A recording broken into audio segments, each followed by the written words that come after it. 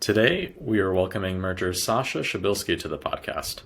Sasha tells us about what it was like getting her start at the Knowledge Society, how a book on sports science kicked off her obsession with material science and chemistry, and what she learned after spending 5 months building an extended Kalman filter to estimate batteries' state of charge from the ground up.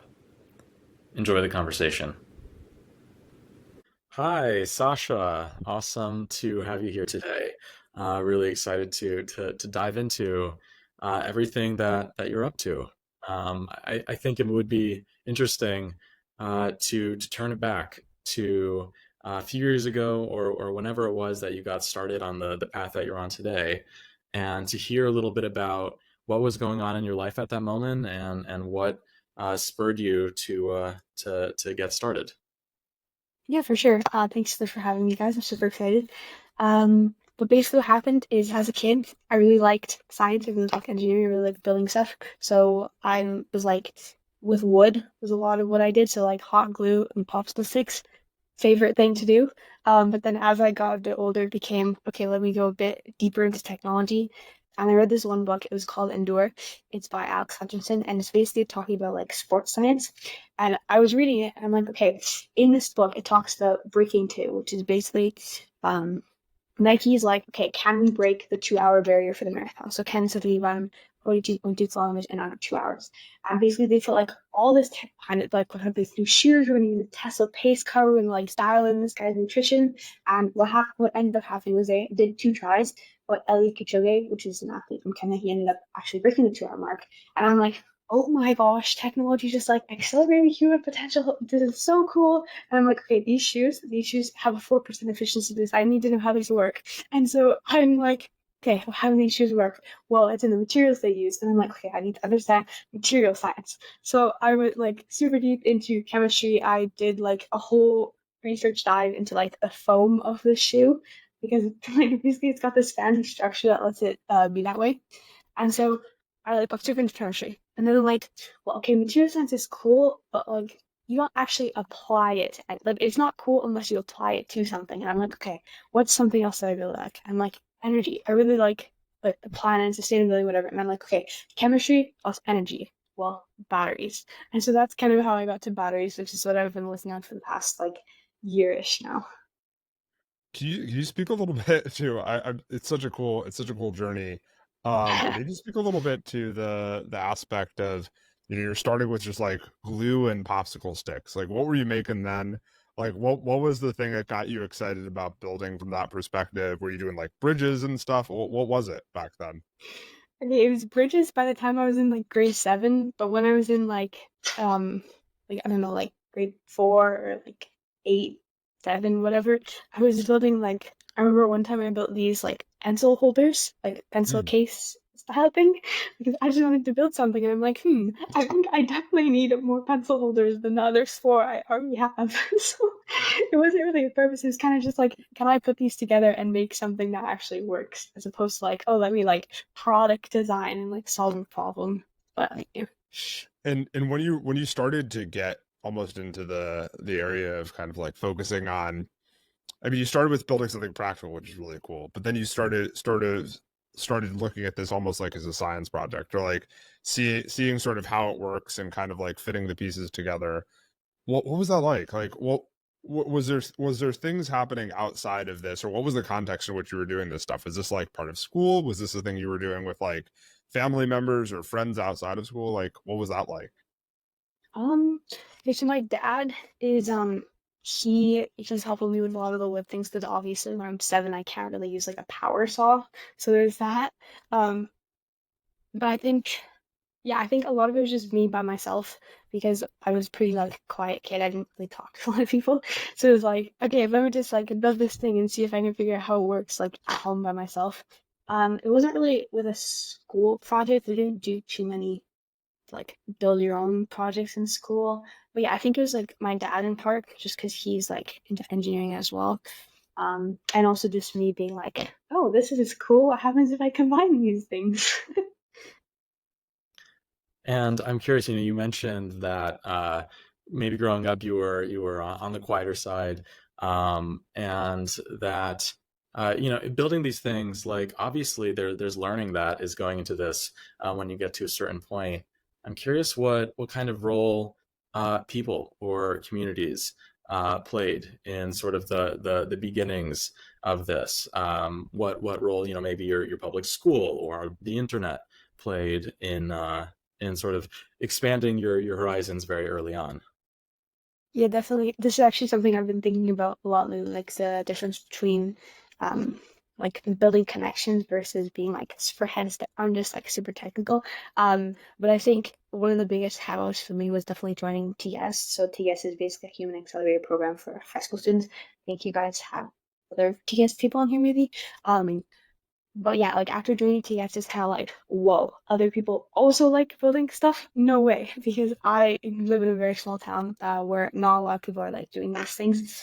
So it's definitely like amazing to meet people from like different parts of the world that are also like filling really cool technical things. I think the biggest impact of that was just like, okay, this kid is like 16 and he's raised like $100,000. Like, what? So I think that like we really raised my ambitions and showed me kind of like what was possible, which definitely was huge in going from I'm gonna build a pencil stand to I want to make batteries last longer, which is kind of my current project. And then I know Ari, you also have a group and found say Julian the whole merge thing between both of you guys as well, because this I push it as well. That's what this is awesome because there are people who know how to do this, but also super crazy. And I think that's like the groups you guys have made is a great way to meet those people as well because the only reason I know the TCAS people is because they're all on Slack. Like this is another great way to meet people who are not on the Slack. Sasha, I'm super curious, just for folks who are listening, how what was the timeline of all this? So you were making those pencil cases, Um, and then you started to do other things with wood and glue, and then there was this moment that almost feels like this crazy sort of turning point for you, at yeah. least for now in your life, where you saw this or heard about this time trial, or saw these time trials play out, and they kind of broke this previously unheard of barrier in terms of what people believed was possible. What was sort of what when was that, like how old were you when you first started working on this stuff? When did that sort of like realization happen or that interest happen that caused you to go down this rabbit hole? Yeah, so I mean the whole popsicle stick, like glue stick thing was kind of elementary school. Hmm. And then grade nine, my cousin actually did TCAS and she's like, Sasha, this is so cool. You should check it out. And I'm like, whoa, this is crazy. Like what? And then around that time, I think it was like May 2 years ago, so May 2021, May 2022, I read the book and I'm like, whoa, this is cool. This is what I'm going to like try to take S with because you have to apply and you have to be like, I'm Hmm. super interested in like this field and I think that like this is the future. So I guess I applied there and then. Um and then it kind of was like, okay, let me follow material science. Okay, material science is cool. And then like a year later, it was like, okay, I'm gonna do batteries. And what was it? So you talked a little bit about batteries, but you just recently recorded this video that kind of was a kind of a consolidation of a lot of research, a lot of tinkering, a lot of working with hardware and software. What was it? What was it? Sort of the thing that got you excited about batteries? And then maybe we can talk a little bit about the project. Yeah, for sure. I'm actually super excited to talk about this because I like just finished that project like literally this weekend. So it's super like exciting to have completed it. But basically what happened is I was thinking like, okay, I like sustainability. And it's like, okay, well, why don't we have sustainability? It's like, okay, well, CO2 emissions. What is producing these CO2 emissions? Well, energy generation is responsible for like 74% of all CO2 emissions. So it's like, okay, we are more sustainable ways to get energy. Well, that means that we need renewables. And why don't we have renewables? Well, sun doesn't always shine, wind doesn't always blow, so we need energy storage. And what's the best form of energy storage? Batteries. So then it became, okay, well, we have batteries, but why aren't we using them? And the kind of like biggest reason I could find for that was cost and sustainability. So basically cost, you need the cost of batteries plus the cost of like wind or solar, so you're actually energy source, to be less than fossil fuels because energy is in tandem because the sun is always shining, wind is always blow. But the problem is that is not the case right now. So we need cheaper batteries, but we also need batteries that are more sustainable because basically this is definitely not talked about as much, but basically as we use more batteries, we have more battery waste. And battery waste is like super toxic to the environment, and we don't have an effective way to manage this at all. So basically what happens is 95% of all your batteries will go straight to landfill, and they can leach toxic chemicals into our soil and water, which pollutes them.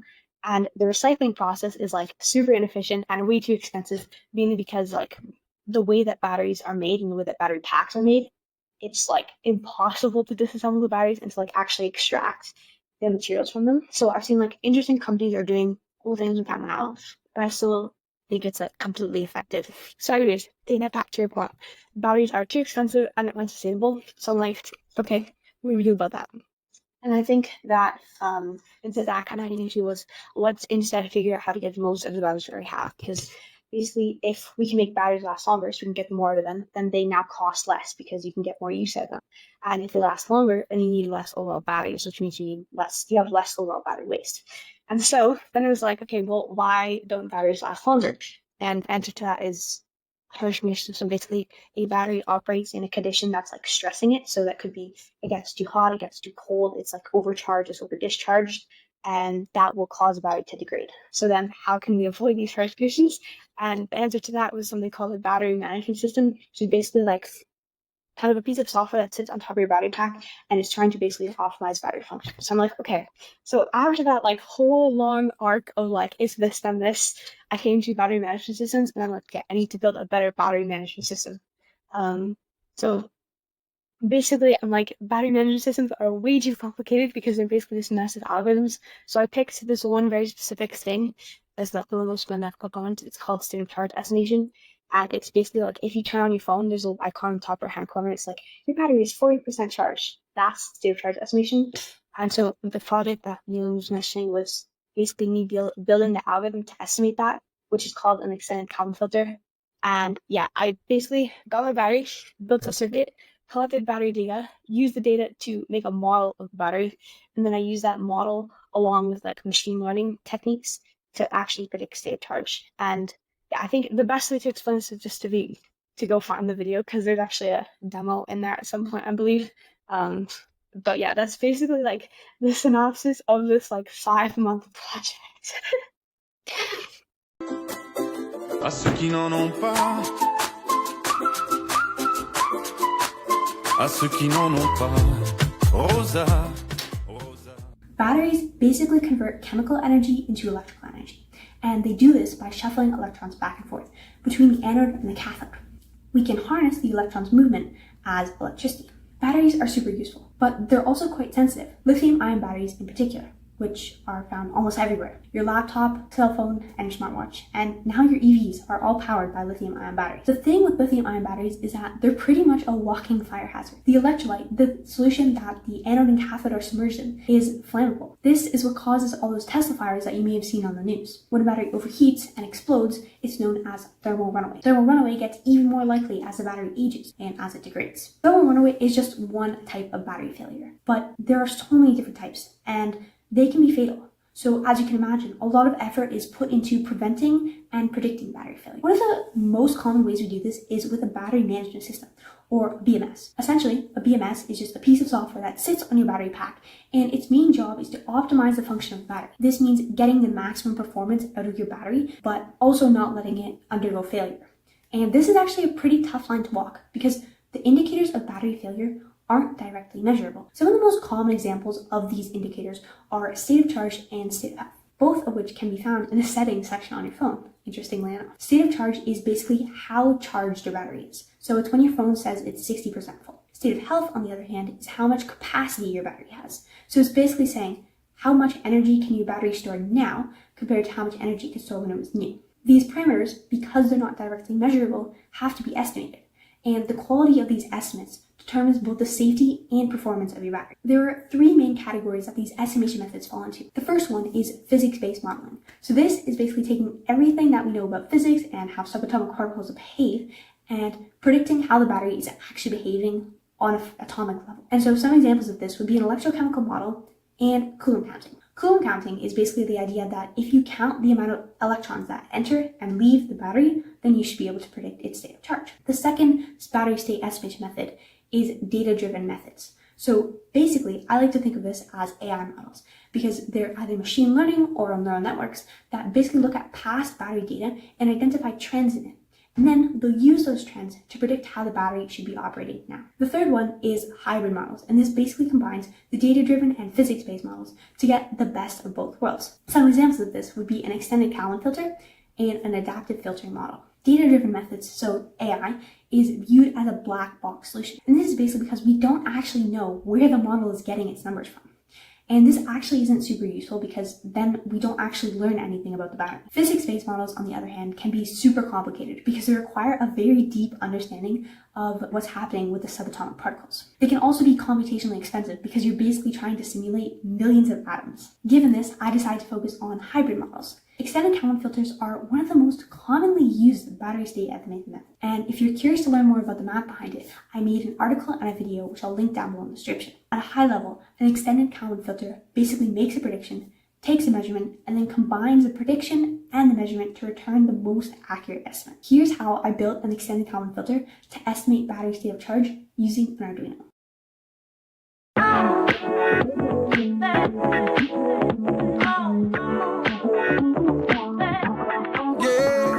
Yeah, I ain't gotta say it, she knows. It got me feeling some way now. She gon' wanna stay for more. I got it down. I ain't gotta say it, she knows. It got me feeling some way now. She gon' wanna stay for more. You know I get down like... The first thing you need to know about extended Kalman filters is that it uses discrete time. So that means instead of time being continuous, it passes in steps. I find it easiest to think of this as time in terms of number of measurements. So let's say I take a measurement every 1 minute. That means every time a minute passes, I have now gone up one time step and I've also gathered one more measurement. Since an extended Kalman filter is a hybrid model, I'm going to need both a physics-based model and a machine learning-based model. To get my physics-based model, I collected battery data in the form of an SOC OCV curve, which basically relates state of charge to open circuit voltage. Open circuit voltage is the battery voltage, so voltage across the two terminals when it's not connected to a load. To get this curve, I basically need to discharge my battery from 100% state of charge, so fully charged, to 0% state of charge, or completely discharged. And I need to measure voltage while I'm doing that. The idea here is that because I know which point is 100% state of charge, and I know which point is 0% state of charge, I should be able to use that to figure out the open circuit voltage measurements for every single other state of charge value. The catch here, though, is that this is open circuit voltage, OCV, not terminal voltage. And these are two different things. Terminal voltage is when it's actually connected to a load, so when it's actually being used. And the problem is that this load is going to draw current from your battery, and therefore it's going to actually change the voltage that you measure. So given that these are two different things, that means two things for me. One, I need a circuit that will let me measure open circuit voltage, or at least something very close to it. And two, I need a way to relate open circuit voltage to terminal voltage, or else my model is going to be completely useless in the real world. To get open circuit voltage data, you basically need to draw some current from your battery, or discharge it slightly, and then let the battery sit, disconnected from everything, and relax. Then you measure the voltage across the two terminals. To do a real OCV curve generation, it would take months. So I did not do that. I did something called a quasi-OCV discharge, which basically speeds up the process at which the battery discharges. So it only took around 5 hours. I needed to discharge my battery at a constant current that was 1/5 my capacity. So in my case, my capacity was about 800 milliamp hours. So I needed to discharge it at a current about 160 milliamp hours. After many iterations, I created a circuit that would let me discharge my battery at constant current. And basically what's happening here is I have a buck converter connected to a resistor with both a voltage measurement and a current measurement sensor attached. I let this run for about 5 hours and it took about 17,000 measurements. After getting these measurements and plotting them, I saw that it fit what I expected my discharge curve to look like, which was really exciting because it matched that of a lithium iron phosphate battery. After that, I needed to get a function from this curve because while having all these data points was pretty cool, I couldn't actually do anything with it. If I had an equation to represent it, then I could actually use it in my code. So basically, I took what I knew, the 100% state of charge value and the 0% state of charge value, and assumed that the middle point would be about 50% state of charge. And this basically means that I assumed linear discharge, which, given that it was actually at a constant current, was probably a fair assumption to make, but it might not be 100% accurate. This equation let me create my state space model, which in my case is basically an equivalent circuit model, or a simplified representation of my battery. I made something called an RC equivalent circuit model, which is basically a specific type that is not super simple, but it's not one of the most complicated ones either. And so I thought it was a fair medium to strike between oversimplifying and overcomplicating things. So this state space model allows me to predict, based on physics, what my next state of charge value should be at the next time step. Next come my extended Kalman filter equations, which use trends and the error to update my prediction to return the most accurate one. As the extended Kalman filter iterates through each time step, it's calculating error, which helps the model improve over time, and this is where the machine learning bit comes in. It takes a number of my physics predicted value and a mathematically predicted value based on a measurement from the battery itself, so a measurement of the terminal voltage. And then, given the error it calculated, it determines which of those estimates it trusts more, and then it weights them accordingly to combine them into an estimate that's better than either of them alone. So it basically returns the best guess based on two separate sources. This is exactly what's happening behind the scene when your phone says that it's, say, 75% charged.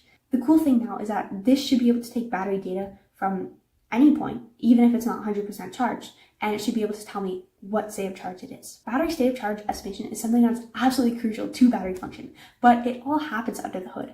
So it was super cool to dive deep into the math behind it and even build out my own. When it comes to EVs and their increasing use, knowing state of charge is even more important because in your laptop, phone, smartwatch, these things only have one battery cell, but an EV has hundreds. And so we need to know both the state of charge and state of health of these individual cells so that we can optimize function of the battery pack as a whole. If you're curious, I'll link my GitHub down below that has all the code if you want to check it out.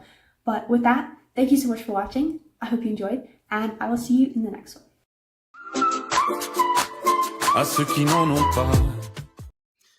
That's really amazing. I bet we could, depending on how long the video is, we could probably splice up a clip right after you finished talking about that. Because I think the visual is absolutely crucial.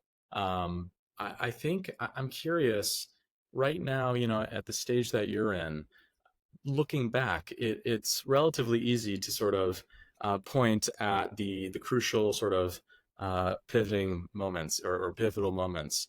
But starting out as someone who might be working on or interested in battery tech or like anything else in STEM or some other field, what's your advice for people who they know they're interested in this, but they don't exactly know how to actually make progress in this field?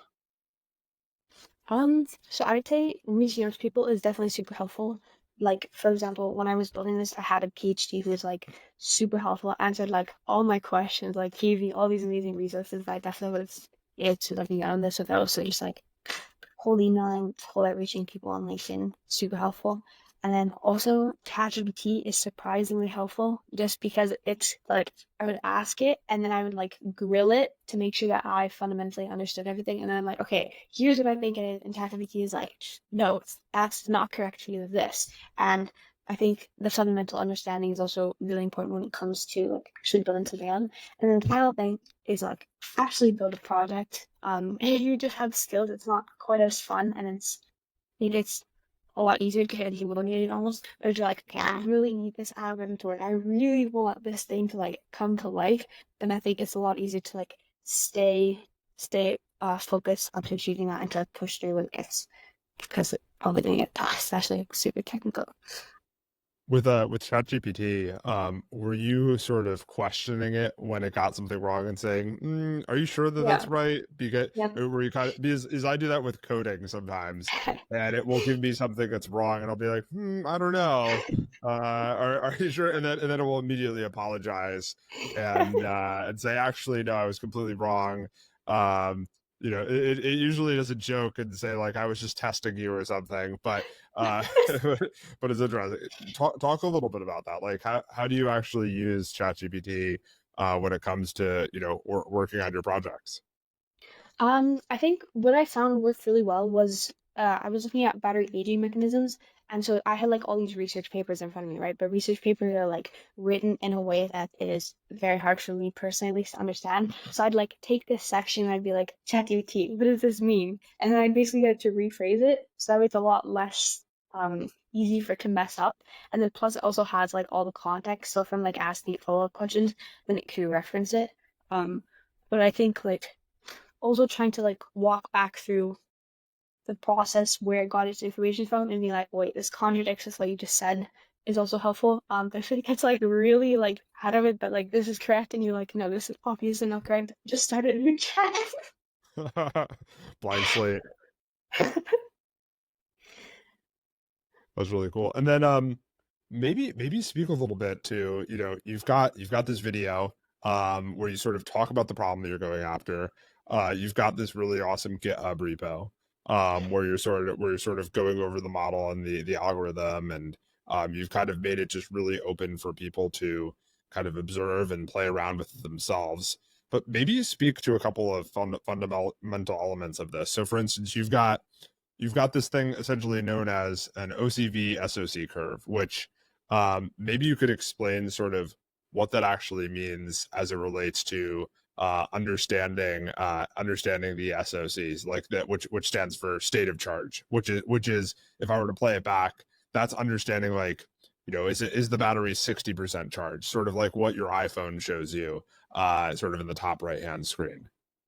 Yeah, so I can actually explain how the algorithm works if that's interesting. I won't go like full equations, but wait, I'll actually show you this though. If you see the whiteboard, that's like covered in equations. Which I don't know if you guys actually saw that, but basically what's happening here is it's basically making a prediction, taking a measurement, and then updating its direction based on the measurement. So it's gonna say like if there's a function and the function is basically saying, okay, given the current, given efficiency, given battery capacity, I think that state of charge is going to be like this. Let's say it's like, okay, it's going to be 99%. And then what happens is the like algorithm will take a measurement of the battery voltage. And obviously voltage has like no correlation to state of charge. So it's basically going to say, okay, this voltage, now I'm going to convert that to the equivalent for open circuit voltage. And open circuit voltage, or OCV, is basically the voltage of the battery when it's not connected to the load. So you can actually get that by subtracting, like, so in this, there's something called an equivalent circuit model, which is basically a simplified representation of the battery, which is like, instead of saying like battery as like box, you're like, okay, there's a resistor, there's capacitor, there's a resistor. And if you find the values of those resistors, then you can basically subtract that from like your original voltage to get the open circuit voltage. It's like a bit more complicated than that, but like that's the basic idea. So basically I convert voltage to open circuit voltage, and then I use open circuit voltage to relate to state of charge. Because basically I ran a battery, like a test, where I discharged my battery fully, and then I measured the open circuit voltage for an approximation of open circuit voltage throughout that time. So I basically have a curve that plots open circuit voltage on the Y and state of charge on the X, and then I can define that curve as a function. So then basically if I plug in an open circuit voltage, I can get the state of charge. So basically measure voltage, convert to open circuit voltage, use open circuit voltage based on my function to find state of charge. And then basically I have state of charge prediction from my curve and like the whole like voltage thing. And then I have state of charge from the original first function. And then basically it's like a weight thing, so it's much a machine learning algorithm. And it's going to weigh both those two things based on which one has been most accurate in the past, and that's going to let it combine and return the most accurate estimation. If that makes sense. I think it does. And maybe a follow-up question on that. You talk about state of charge. The other item I think you mentioned in the video is sort of the battery health, right? Can you speak a little to that? Sort of how that relates to state of charge, and sort of the considerations there, because battery health is really important to making sure that I'm assuming it means that the battery is more effective, right? It loses its effectiveness over time when the battery health goes down. Speak a little to like the problems and opportunities with battery health. Yeah, for sure. So state of health is, I would say, more important when it comes to avoiding harsh conditions, just because basically what the graph looks like is like if you have a new battery and your state of health is 100%, which basically means that your capacity, like at the present moment, is 100% compared to the capacity when the battery is new, because obviously the battery is still new. Sure. But basically, as your state of health decreases, then the safe operating window, or everything that's not harsh conditions, also shrinks. So if you know state of health, then you can do a better job of avoiding those harsh conditions. But yeah, state of health is interesting because when it comes to EVs, which are like the biggest source of battery waste, which I talked about earlier, these EV batteries are actually thrown out when the batteries hit 80% state of health. So they still have 80% of their capacity left, yet they're thrown out. And that's basically because at 80% state of health, their performance will start to go down just because EVs are like such an intense application that people would stop using them at 80% state of health. And how about the harsh conditions part of that? So Okay.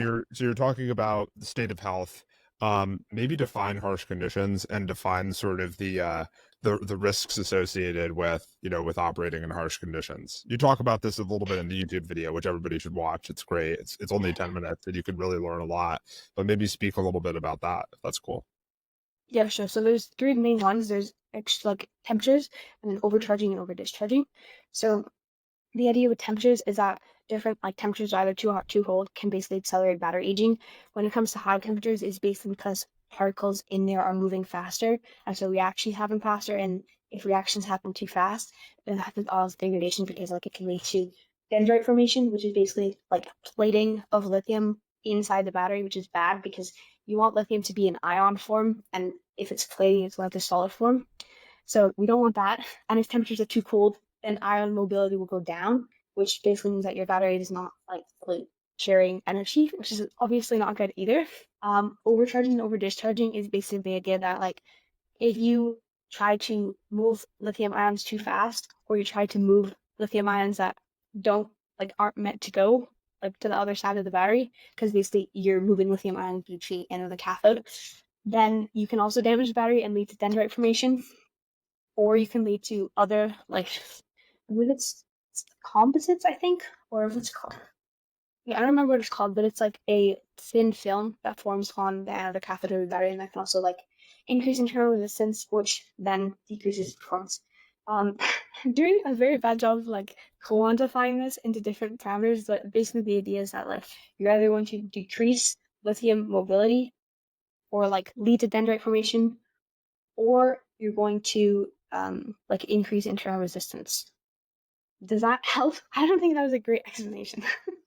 Well, I'm curious about sort of state of health as it relates to Yeah. risk associated with like Oh yeah. various types of issues like batteries exploding, things catching on fire, that sort of thing. I know you talked a little bit about that in the video. Oh yeah, thanks. Yeah, so you're asking now. So if your battery resistance increases, then obviously the performance is going to go down. But okay, wait. I'll talk about dendrites because that's a bit more relevant to like exploding. Basically, the dendrites will like accumulate on top of either the anode or the cathode, and they're going to accumulate towards the center of the battery. And if they pierce the separator, which divides the anode and the cathode, then your battery can short circuit, which is actually what leads to the explosion. If your battery gets too hot, that can also cause short circuiting, just because like the reactions are happening at such a high rate.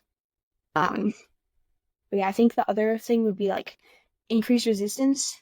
Then over time, that can potentially cause explosion. But the biggest thing, like the most sudden effect, is definitely going to be those dendrites. So now you put together this really interesting project and a video to go along with it. Earlier we were speaking about wanting to get into code as well. I'd love to hear what is the dream for what's next. Anyone watching this who might have someone come to mind that would be amazing to connect you with, or any opportunity that sounds just really really good to you. What's next for Sasha?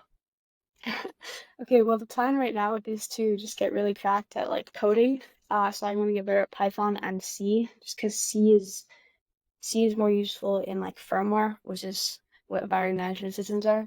And then the other dream is to get an internship. So there's a couple companies I'm looking at, but if anyone listening happens to know of an interesting battery company that's really focused on sustainability of battery management systems, I'd love an intro there. But yeah, that's kind of like the basic idea is I want to get more technical, I want to get more skills, and I also want to talk to a lot more people in the field to kind of get a sense of like what's happening on the problems that matter. The the video is really impressive, and you've done a couple of other videos too.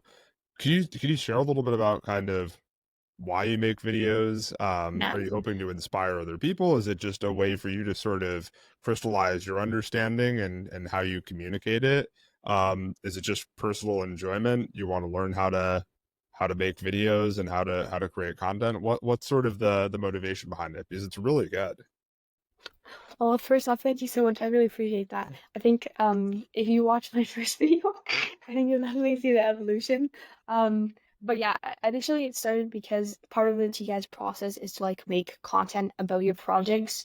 I think largely a part of that is just so like you can send it to people because now this video is super helpful because I can like send it to those internships that I'm hoping to get and I can be like, look at what I made. So it's super helpful that way. I think another big part of it for me though is what you mentioned with like so solidifying my understanding. For example, I made a video on the aging mechanisms of batteries, and that really forced me to understand what was happening, like from the most fundamental level, or else there's no way I was going to be able to explain it to everyone else. So it's basically just a fancy way to do the Feynman technique, I'd say. And maybe explain the Feynman technique. I'm assuming Oh you're yeah, yeah, talking yeah. sort of about like the ability to like a side of mastery is like the ability to explain it or something like that. Yeah, yeah. I think the way I've heard it at least has been if you can't explain it to a 5-year-old, then you don't actually understand what you're talking about. Great one. Totally. And to switch gears a little bit, I know that we touched on this a little bit earlier, but I'd love to hear more from you about this. Another merger, Kai, wanted us to ask you how you find serendipity without living in a major city, which I think is a really great question. And you mentioned TKS, but I'd love to hear more on that. Love Kai, first of all. Thank you, Kai, for the question. Um, I think the fact that I do have Slack and I know I have like Discord with Merge and whatnot has been super helpful because like I can have like calls like this, I can have calls with just about anyone. So the fact that I'm not in person with people isn't as big of a concern as it would have been if we didn't have like the whole internet thing. Um, but I think also like I can get to Toronto and I'm at the point now where my parents trust me to go into Toronto with a reasonable frequency so I can go in like once a month every couple of weeks or something, which has been super helpful. But yeah, I definitely I don't know if I'm the best person to ask about this just because I'm still working on how to do a better job at like connections and networking. But I think going to any event you can and then just trying to meet with people there and also just messaging a lot of people online. Like I like will randomly message somebody who I met talked to like 2 months ago and I'd be like, hey, what's up? And so I think that's really helpful because if I ever end up in their city or if they know something that's happening, then they can tell it to me. Um yeah, I think like trying to go in person if you can and just making the most out of when you are able to is definitely a big part of it. Awesome. Yeah, totally. And obviously, you joined Merge because you received a grant from Tyler Cowen at Emergent Ventures. Tell us about what that process was like.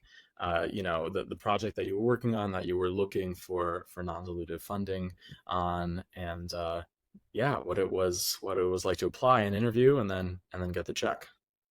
Yeah, for sure. So basically, I was working on the project that I just finished talking about for like a solid like 10 minutes. I wanted to make batteries last longer. So at that point, I was in the process of building my circuit to collect the battery data. So the ground was just basically like buy hardware to build said circuit. But it was basically like, red doc, here's how we're gonna solve this problem. Here's what I've been doing. Here's what I need the money for. Hopped on a call with Tyler. I actually took it when I was like out of the country. So it was definitely fun to do that. I just like hopped on the call and I'm like, hi Tyler, how's it going? Um, yeah, he's like a super fun guy. Is there anything that like particularly you'd like to talk about here? Yeah, I'd actually be curious to hear like what the conversation is like because I think a lot of Oh, people are thinking of applying. People like Tyler Cowen, these great minds. It can be like intimidating to get on a 10-minute phone call with Tyler Cowen is crazy, yeah. especially when some of the applicants are on the younger side. What was it like? Was it scary? What'd you guys talk about? If you're at liberty to say.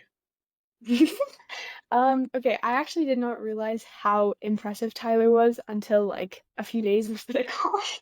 Because I was talking to you guys know Ian, I believe. Ian's in Merge as well, but he was telling me he was like Tyler's super legit and I'm like I was like searching him up and I'm like, oh my gosh, this guy's talked to Lex Friedman, what am I meeting with him like in a few days? So I think I didn't really have a ton of time to get super freaked out about it. But yeah, I mean, I listened to the podcast he did with Lex Friedman, and he seemed pretty chill, and he was pretty chill. So I just went in with a couple of questions prepared, like, books you recommend I read.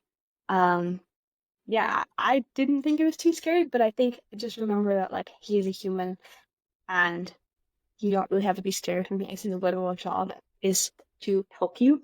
So if you just show that like you care about what you're working on and you want to put in the time, put in the effort to make it real, then I see no reason why you should be scared of him because he's super fun. So Yeah, I think that's great advice, and that's not something that people pick up, in their first few years of working on stuff. I mean, thinking of questions to ask the interviewer, and realizing that this is a real person, and to actually clarify. So I think that's really great advice, and I really enjoyed this conversation. Also, very on a side note, very impressed with Julian for being able to ask those technical questions. So I'm sure I am that as people well. will find that really interesting. It was great speaking with you, Sasha. Thank you for taking the time. Yeah, awesome. Thank you for grilling me on the type of food. I really appreciate it. This is super fun. No, I'm really excited for it, and I'm really excited for people to listen to it and hear your perspectives. And yeah, so excited to see where you take things. And I subscribe to your YouTube, and everybody should subscribe to your YouTube because the quality is really great, and it's something for us to aspire to at Merge. Getting YouTube videos that are as good as your last one. Oh, thanks, you guys are too sweet. Awesome. All right, so we just wrapped it with Sasha there. What was your reaction to that? Honestly, I mean, I shouldn't be surprised. We've had 4 of these episodes so far, and in each, I'm always so impressed with these people. I think, like right at the end when she was talking about the call that she had with Tyler Cowen at Emergent for her grant, um, the just like the insight and the thought to prepare in the ways that she did ahead of the call was just showed like such a social intelligence. Forget all the battery stuff that she's doing, which is super interesting as well. So it's just great to see people that have a well-rounded kind of seemingly a chip. I don't know where they're picking it up, but yeah, I really enjoyed it. There's something really exciting and inspiring and just invigorating when you talk to somebody who's just talking a million miles a minute about something that they're passionate about and in a very coherent and easy to understand way. I think that she does a particularly good job of explaining complex topics in a way that you might not understand all of it as you're listening, but you can sort of pick up the broader points. And I think that was what made her video that she recently published so special, is that I felt like I learned a lot, and I felt like it was a topic that I knew nothing about going into it. So I thought that was pretty cool. Yeah, absolutely, absolutely. And I also think that for people watching who maybe don't live in San Francisco or New York City or Los Angeles, you know, the vast majority of people who might be interested in these emerging technologies and want to build really interesting things might not have access to the perks and resources that you get when you live in one of those hubs. And just hearing her perspective on how she got around those barriers, I thought was great. And now with the internet, it is so much easier and more powerful to be able to leverage that with not much more than a YouTube channel or a LinkedIn account or a Twitter account. And she's just a great example of how you actually go about doing that. It really feels like the last constraint is a desire to learn. Uh, and when I look at or when I'm reflecting on what you were just saying about sort of the internet is the great equalizer, or it's a great opportunity engine. You know, I'd like to think that the best place to be is San Francisco. I just really truly believe it, but I believe the second best place to be is the internet. So out of all of the places you can be, the internet is in the top two. And if you could be in San Francisco and on the internet, that's great. But like honestly, most people have access to the internet nowadays and high speed internet and all of that, and you can essentially have access to some of the smartest people who are really receptive about hearing what you're working on, what your interests are, and actually want to help you be successful. I think that's the other thing that's kind of remarkable. She kind of talked about this, but there are people out there who, when you message them and you're earnest and you're kind and you're thoughtful and you're not asking a ton of their time, who really want to see you be successful. They'll spend time, they'll give you feedback, they'll point you in the right direction. And that really exists out there. And I think that this thing that at least I wasn't aware of when I was just getting started and trying to kind of carve my own path. I didn't realize just how many people were interested in helping other people out. And I think that's just such a special thing, and something that as soon as you can kind of realize that and start to make use of that, like actually go out there and engage with people and reach out to people, who knows what can come of that. Usually some really special stuff that you just couldn't have predicted. Yeah, absolutely. And I mean, that's something that I experienced too. It's amazing when you realize that you don't have to be going into that kind of situation with a huge resume, with tons of experience, and people. If if you show that you have a spark, and that you're genuinely interested, like you say, it's like doors open a lot of times, and that's really special. And I think it's what's so great about speaking with Sasha at this point is that, I mean, what she has accomplished and like her story will be so different, so dramatically, far compared to where she is now, just 2 or 3 or 4 years down the road. And like, who really knows? Totally. Where she'll end up. So yeah, it's I'm glad that we got it on audio and on film. Just a little snapshot of where she's at right now in her story, and it'll be cool to look back.